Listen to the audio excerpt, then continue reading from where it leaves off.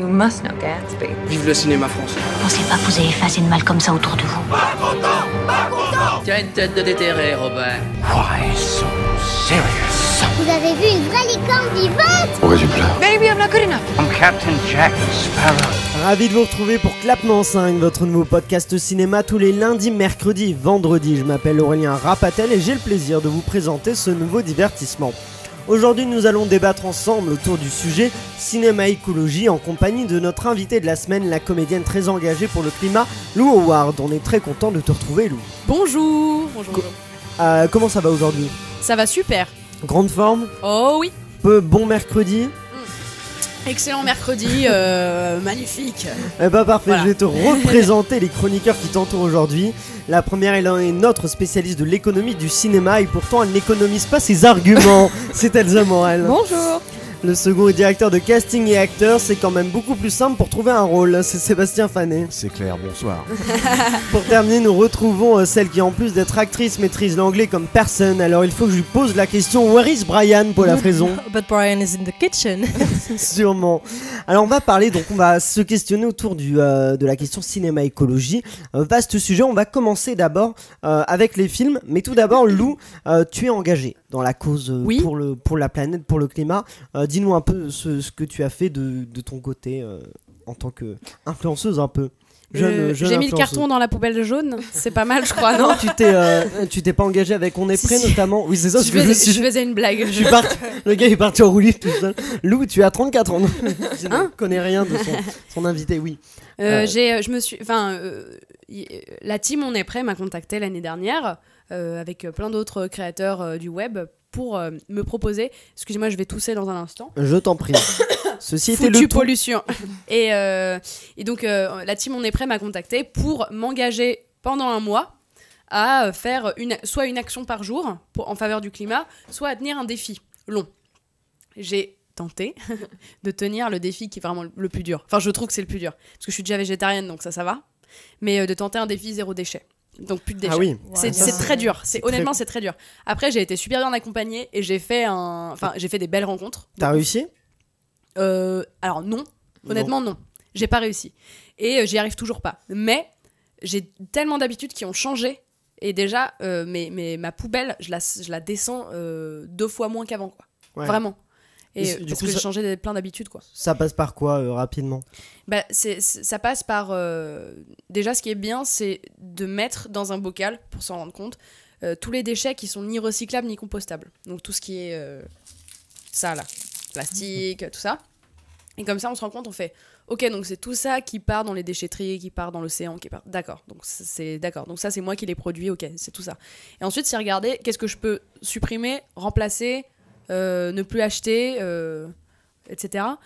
Et c'est bien de commencer, de regarder de prendre dans conscience, les pièces, d'en prendre conscience et de regarder par rapport aux pièces. Regarder en cuisine, qu'est-ce que je peux changer?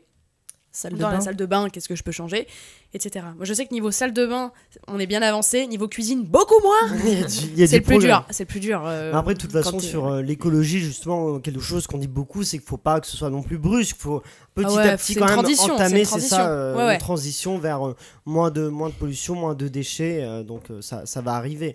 On va s'intéresser donc aux films qui parlent un peu d'écologie. D'abord par la fiction. On peut notamment citer Interstellar, Wall-E, Promised Land, Elysium, Avatar, L'Armée des 12 singes, Sous la brume, Le jour d'après, La route, la saga Mad Max, Godzilla, Geostorm, Phénomène ou encore Soleil vert, des films qui nous parlent des conséquences du réchauffement climatique, de la pollution sur la Terre. Dans cette liste, déjà, est-ce qu'il y a des films qui vous ont marqué? Lou, on va commencer avec toi. Dans cette liste-là, attends, tu l'as dit très vite. Je vais aller très vite. Interstellar, Wall-E. Oui, Interstellar, Wall-E surtout. Ouais. Parce qu'Interstellar, ça raconte aussi autre chose. Mais j'aime bien parce que les conséquences. C'est plus les conséquences et c'est plus en fond. Enfin, moi, j'aime bien quand c'est en retrait, quand cette question-là elle est en retrait, mais elle est là. Enfin, c'est aussi super intéressant. Wall-E, ça m'a marqué parce que je l'ai vu jeune en plus. Cette planète qui est recouverte de montagnes de déchets. Ouais, ça c'est. On n'est pas loin. Hein. C'est pas Terre. Trop. Il y a le film, dans un autre genre, il y a le film Elysium de Neil Blomkamp avec Matt Damon aussi, où la Terre est quasiment invivable et ce sont les plus pauvres qui vivent sur une Terre invivable. Et je sais pas si je suis le seul à l'avoir vu, Elysium. J'ai pas vu celui-là. Tout à fait. Ouais. Ravi de vous avoir parlé d'Elysium. Un film à voir, du coup. Bah oui, il y a l'Armée des 12 singes aussi qui parle de l'extinction de la planète et les survivants doivent vivre sous terre pour éviter les... Personne l'a vu non plus Non. Pour les autres chroniqueurs, je sais pas, dans les films que j'ai cités, donc je rappelle Mad Max, Godzilla, oui. Moi j'ai vu Godzilla 2 là récemment, donc c'était... Attends, on parle pas de la qualité du film, hein. Non, on parle de son engagement dans l'écologie. Mais après ça me fait un peu rire que Hollywood fasse des films comme ça sur l'écologie, enfin sur l'impact environnemental, parce que quand on sait comment l'industrie se comporte après, elle essaie de faire des efforts, mais c'est très polluant l'industrie hollywoodienne, donc moi je trouve ça un peu on pourra en reparler après, parce que effectivement j'ai d'autres exemples déjà de tournages qui ont effectivement été très polluants. Je sais pas, Paula, tu as une idée en tête que... Alors, pas dans ta liste, pas dans ma liste. Mais j'aurais 2 films à recommander qui moi m'ont intriguée et beaucoup touchée. Il y a Woman at War, qui est un film islandais qui est sorti il y a 2 ans, je crois maintenant, sur une femme en fait qui se bat contre, qui est écologiste profondément et très sincèrement, et qui se bat contre l'État, qui veut en fait faire passer une ligne, tout un champ de lignes électriques en fait sur des terres qui sont censées être protégées. Et donc elle fait une forme de terrorisme écologique parce qu'elle s'aborde tout ça. Et vraiment, c'est très beau, c'est très touchant comme film, et c'est se passe en Islande. Alors, c'est des plans incroyables et ça donne envie d'y aller. Ouais.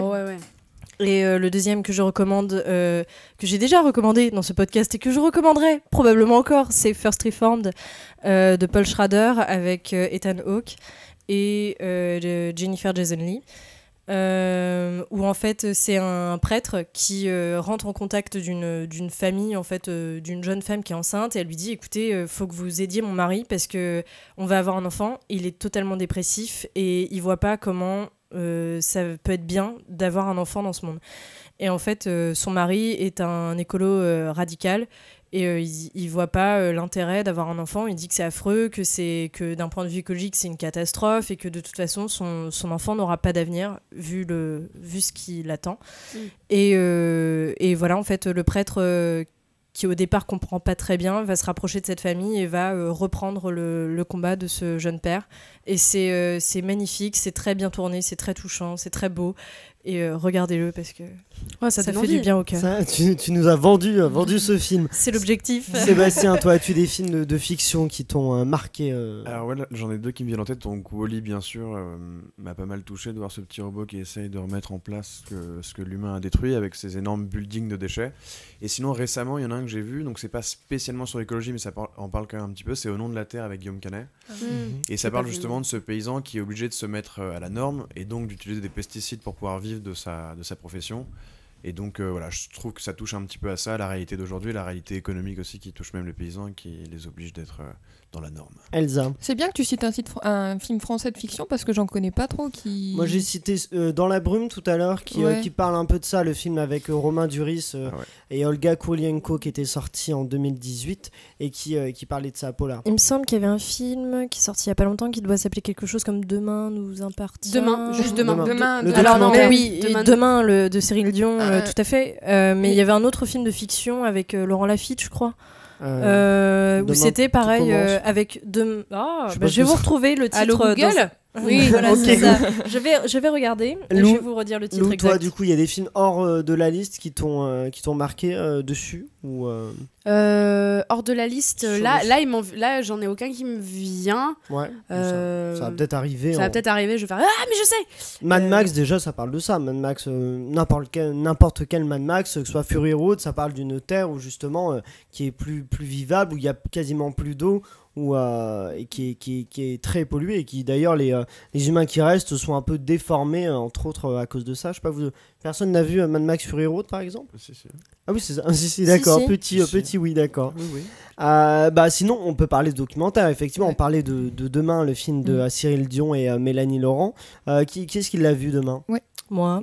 Et alors, qu'avez-vous pensé, Elsa? On va commencer. Moi, j'ai beaucoup aimé parce que c'est un film qui se centre sur les solutions plutôt que sur les problèmes. Et ça, du coup, à la fin du film, ça nous donne envie d'agir, en fait, de vraiment se dire comment faire. Enfin, ça aborde notamment les thématiques de l'agriculture, de la croissance économique, et ça va même jusqu'à la démocratie. Comment organiser l'État pour pouvoir agir dans l'impact environnemental.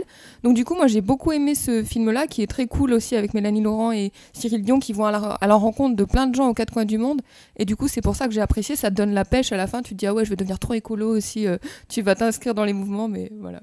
Paula, toi, qu'avais-tu pensé de Demain ? Moi, ça m'avait vraiment enthousiasmé de voir un film qui propose des alternatives et qui n'est pas dans un discours alarmiste, parce que je pense, malheureusement, en fait, il y a quelque chose en fait que j'y crois profondément dans le fait que la situation est catastrophique, qu'il faut qu'on se bouge et qu'il faut que les politiques se bougent, parce que c'est pas toi qui fais du zéro déchet qui va faire en sorte que les émissions de CO2 de la planète vont changer drastiquement. C'est important de le faire, je dis pas le contraire, mais ça va pas tout faire. Et ce film-là, en fait, te montre comment, à l'échelle locale, tu peux reconstruire des choses, comment tu peux... Et en fait, à quel point, genre, l'écologie, c'est pas que juste trier ses déchets, c'est aussi un mode de vie qui permet de rendre à des gens une forme de pouvoir, une forme de connaissance sur comment tu fais pousser les plantes, etc. Et aussi, ça réhabilite des gens. Il me semble qu'il y a une partie documentaire qui se passe à Détroit, et où tu vois que la ville a quand même été atrocement touchée par le chômage et par la misère, et les gens, en fait... se resociabilisent et ont leur jardin collaboratif, etc. Et je trouve ça merveilleux de voir ça. C'est une bouffée d'espoir dans un climat qui est assez sombre quand même dans le discours écologique. Elsa. Mais c'est surtout que ça relance carrément la croissance de la ville de Détroit. C'est-à-dire Absolument. que ça s'inscrit dans une démarche aussi économique. C'est-à-dire que c'est un peu plus vendeur peut-être de dire, vous voyez, ça peut faire du bien à la société, à l'économie de la société de se pencher vers l'écologie. Donc c'est pour ça que je trouve ça intéressant aussi. Lou, toi, tu l'avais vu Demain ? Je l'ai pas vu. En fait, je me suis à tort du coup, mais je m'éloigne un peu des films qui parlent de ça frontalement parce que ça peut m'angoisser. Ouais. Je suis quelqu'un d'assez sensible par rapport à ça. Il y en a qui sont importants, par exemple Une vérité qui dérange d'Al Gore, c'est un film effectivement important, mais effectivement il peut avoir ce discours un peu alarmiste qui peut avoir cette conséquence négative de plus nous inquiéter que nous faire trouver des solutions. Paula. Notamment il y avait le film qui avait été produit, je sais même pas s'il l'avait réalisé ou pas, mais par Leonardo DiCaprio, qui doit s'appeler Before the Flood ou quelque chose comme ça, qui avait été avant mis en le déluge, ligne gratuitement, oui. et qui était un film qui avait été tourné aussi avec le soutien de l'ONU, etc., parce que DiCaprio est engagé dans l'écologie à ce niveau-là. Et ce film-là, par contre, lui a un discours qui est réaliste, mais qui est très dur à entendre en fait pour certaines personnes qui sont parce qu'en fait ça fait peur, ça fait vraiment peur. Et le problème c'est que malheureusement c'est ce qui se passe, donc il faut en avoir conscience, mais ça peut être très démoralisant parce que ça montre pas beaucoup de solutions, ça montre juste l'état en fait, et ça dit mais regardez ce qu'on fait, et c'est catastrophique l'état de pollution, et à quel point l'homme ravage tout en fait, et ça dit que ça. Et donc à la fin du film tu te dis super, je vais dormir parce qu'il y a plus rien que je puisse faire, tu vois. C'est une tarte ce film, mais Lou, c'est important. Tu voulais répondre? Il y a une série sur Netflix qui est très très très très très très bien, qui s'appelle Notre planète, Our Planet, en anglais. Si vous l'avez, quelqu'un l'a vu ici? Moi j'ai commencé à la regarder. Hein. Ah, c'est bien. Et en fait, ce qui est très impressionnant, c'est une série qui est organisée, construite par écosystème, qui va explorer les océans, les glaciers, les forêts, etc. Et regarder le vivant, observer le vivant, ce qui reste du vivant, et en mesurer l'importance. C'est-à-dire pourquoi telle espèce est importante, pourquoi, etc. Donc c'est pas alarmiste, mais quand même, ils te disent, bon voilà, maintenant il en reste 3, quoi. Il en reste 3 pas parce que ils se sont bouffés entre eux, non, il en reste 3 parce que l'être humain est arrivé, quoi. Et en fait, ce qui est hyper impressionnant, c'est visuellement. Et on s'en rend compte quand on regarde le making-of, c'est une série documentaire qui a été réalisée sur 4 ans. Ou 3 ou 4, je crois que c'est 4 ans. Et en fait, ils ont filmé les derniers tigres de Sibérie, quoi. C'est un truc hallucinant, personne n'a réussi à faire ça. Ils ont déposé des caméras dans la forêt, qui se déclenchent toutes seules, et ils ont attendu 3 mois. Il y a un mec qui a habité dans 5 mètres carrés pour pouvoir photographier le tigre de Sibérie, il l'a jamais eu, c'est les caméras automatiques qui l'ont eu. Enfin, c'est un truc de dingue, et ils sont tellement proches des espèces quand ils les filment, mais tu te dis mais comment ils font ça? C'est impressionnant. Donc si vous pouvez le regarder, et regarder le making of, foncez, c'est trop bien. On n'hésitera pas. On va parler aussi du coup du cinéma, qui est un secteur malheureusement aussi polluant, dans la construction des décors, au transport de l'équipe du tournage, en passant par les besoins électriques d'un tournage. La pollution d'un film est très importante. Il y a des solutions, on va en parler. Déjà, il y a des cas particuliers. Par exemple, pour la scène d'ouverture d'Apocalypse Now, sur le fond de The End, ils ont quand même utilisé 4500 litres d'essence pour incendier une forêt. Donc la séquence est absolument magnifique. Dans quel film t'as dit ça? Apocalypse Now, le tout début. début d'Apocalypse. Bah oui, pourquoi pas. Donc, et en plus, ils ont ajouté des pneus pour un peu aider au résultat.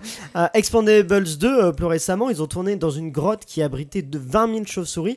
Et après le tournage, il restait la moitié des chauves-souris. Le tournage a tué. Oh là là, mais ça, c'est pas légal en fait. Bah ouais, ça, c'est des soucis. Vraiment, genre, les animaux sur les plateaux, c'est très réglementé. Récemment, bah ouais, là, mais là, c'est pas partie du tournage. Oui, c'est ça, c'était pas le considéré comme dans l'environnement. Leur milieu naturel était la grotte, et en fait, c'est le tournage qui a contribué à. Je pense que Lou a raison quand même, parce que normalement, les chauves-souris, c'est quand même très souvent protégé. Donc, qu'ils aillent tourner là-dedans, au niveau des autorisations, je sais pas ce qui a été fait, c'est étonnant. Et plus récemment aussi, pour le dernier James Bond, qui est pas encore sorti au cinéma, ils ont. Qu'est-ce qu'ils ont fait exactement 30 millions, ils ont cassé 30 millions de dollars de voitures. Ouais, voilà, c'est ça. En Norvège, il y a du budget, quoi. En Norvège, je sais pas, mais ça a beaucoup pollué le secteur naturel. Même déjà ils ont l'autorisation, mais même déjà pour produire 30 millions de dollars de voitures juste pour les péter, quoi. Enfin, c'est. Oui, mais voilà, mais je veux juste dire un truc, c'est qu'en 2006, une étude pointait du doigt que Hollywood et ses studios étaient la deuxième plus grosse industrie qui polluait, juste après le pétrole, en fait. Ah oui, donc, d'accord, on en est là. Donc voilà. J'avais vu ce chiffre-là aussi. Donc ils peuvent bien nous sortir quelques blockbusters, mais... Après, oui, Paula. Alors j'ai retrouvé le titre du film dont je parlais tout à l'heure, ça s'appelle L'heure de la sortie. Voilà, bisous. Celui qui ressemblait à Demain nous appartient. C'est ça, tout à fait, qui n'avait rien à voir en fait finalement. Voilà. Il y a des films qui font des efforts, il y a des prix aussi qui récompensent les films qui font des efforts. Par exemple, Black Axe Clan, qui était sorti l'année dernière de Spike Lee. L'équipe de production a travaillé pour recycler ce qui pouvait l'être sur le tournage. L'éclairage pour sa part a été réalisé avec des LED. Les manteaux utilisés par la production ont été donnés, tout comme les excédents de nourriture, près de 600 repas. Donc toutes ces pratiques-là, elles ont permis au film de recevoir le prix du Green Seal Emma Awards en 2018, qui récompense les films durables aux États-Unis. Ouais, ça devrait être évident, quoi. Bah, c'est ça en fait. Il faudrait, et en France aussi, ça pourrait être intéressant qu'ils créent un prix similaire quasiment pour encourager les films à. Oui, Sébastien, tu. Non, mais juste par rapport à ça, récemment j'ai tourné sur la saison 2 de Groom, qui est produite par Canal+, et il y avait justement l'équipe de tournage qui avait cette conscience écologique, donc il y avait tous les verres qui étaient en carton, il y avait toute la régie justement était... Parce que ça, les bouteilles d'eau par exemple, il y a un nombre de bouteilles d'eau sur les tournages. Et bah exactement, et ça ils évitaient de l'amener, maintenant il fallait simplement demander à la régie une bouteille d'eau, mais ils en mettaient pas 15 à disposition. Ce qu'ils peuvent faire, c'est aussi... c'est les gourdes. Les contenants, parce qu'en fait le problème, et c'est au début quand on commence avec l'écologie et tout, on n'a pas trop l'impression que c'est problématique, mais au départ on se dit bah ouais, on évite le plastique, donc on fait des trucs en carton. Sauf qu'en fait ce qui se passe, c'est que notamment pour tous les petits gobelets en carton, il y a une pellicule très fine de plastique qui elle ne se recycle pas du tout, et qui fait en fait qu'il y a dans certains centres de traitement, ils n'arrivent même pas à recycler le carton du tout en fait. Donc ce qui est vraiment mieux, c'est le zéro déchet. Et le meilleur déchet est celui qui n'est pas produit. Exactement. Donc du coup, c'est le fait d'avoir une gourde qui est réutilisable et tout. Il y a des tournages qui font ça de plus en plus. Même le recyclage, ça pollue en fait. Des fontaines d'eau sur des fontaines à eau sur les tournages, et tout le monde a des gourdes, et ça coûte moins cher, Elsa.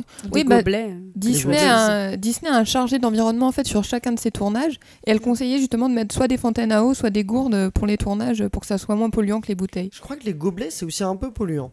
Il me semble que j'avais vu que les gobelets n'aidaient pas vraiment, mais les gourdes, vu que c'est réutilisable, en fait, les gobelets, c'est comme les trucs de concert, quoi, les trucs consignés. Oui. Les gobelets. Oui, des éco-cups, quoi. Des éco-cups, oui, exact. Voilà. Ah oui, ça, effectivement, oui, tout à fait, tu peux le conserver.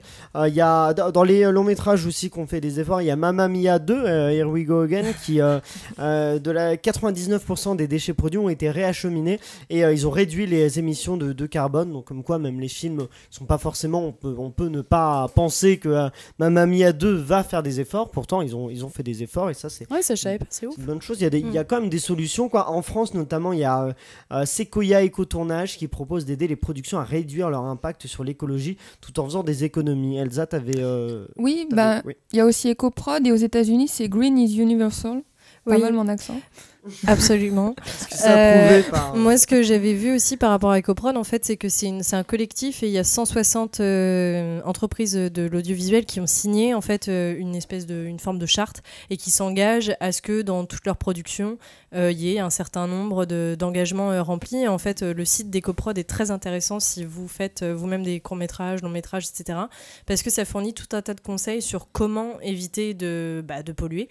Et c'est un peu par poste. Donc il y a pour l'assistant réel, pour le maquillage, pour le décor, etc. Et en fait, c'est vraiment des fiches très concises qui disent très clairement favoriser telle et telle chose, etc. Éviter de faire ça. Parce qu'on a l'impression que que ça va coûter plus cher, et en fait non, ça fait des réductions quand même. Ça coûte moins cher en fait de faire des efforts pour la planète que d'avoir plein de bouteilles d'eau, que d'avoir. C'est comme dans la vie perso en fait. Oui. Mais c'est un investissement. Parfois, t'as des. Évidemment qu'au début, quand tu veux te mettre un peu au zéro déchet, etc. Si t'as 0 contenant en verre chez toi, faut que t'en achètes quelques-uns. Donc au début tu vas te dire mais ça coûte cher, mais en fait non, parce qu'une fois que t'as ton contenant en verre, à moins que tu le jettes par terre et qu'il se casse, tu le gardes et ça se réutilise très longtemps. Et c'est pareil pour un tournage. Elsa, une dernière. Mais pour les tournages, chose. du coup, moi je me posais la question des décors naturels en fait, parce que James Bond, ou même j'ai vu le dernier making of de Spider-Man Far From Home où ils font péter des voitures, au milieu de la ville, c'est hyper polluant, et ça pose la question faudrait plus se centrer sur des effets spéciaux, alors des choses comme ça pour réduire. Après, moi je pense que le cinéma doit pas non plus pâlir de tous ces efforts écologiques. Le cinéma peut d'ailleurs aider à parler de ça, à sensibiliser sur le sujet. Il faut pas que tous les films soient faits sur fond vert parce que c'est un peu moins polluant. Je pense qu'on peut trouver des solutions pour que ce soit moins polluant en tournage réel. Mais c'est vrai que dans les mauvais exemples, il y a un film pour lequel une plaine, ils l'ont recouverte de déchets blancs en plastique pour faire croire à de la neige. Et en fait, ça a pris beaucoup de temps ils ont recouvert en fait un espace naturel de plastique, et du coup il y a encore aujourd'hui plein de plastique dessus. Moi, de ce que j'avais vu que le fondateur de Sequoia, un des fondateurs, expliquait que justement il avait bossé sur un tournage comme ça, et qu'après, sur son temps libre pendant 3 jours, il avait ramassé tout le plastique qui avait été projeté pour faire de la fausse neige, quoi. Donc si ça vient pas de l'initiative et de la conscience écologique de quelqu'un sur le tournage, en fait c'est laissé comme ça. Donc c'est un peu problématique, quoi. Je pense qu'on va pouvoir trouver des solutions. Je fais une dernière chose, Lou. Oui. Je sais pas si... Oui. Très beau mot de fin.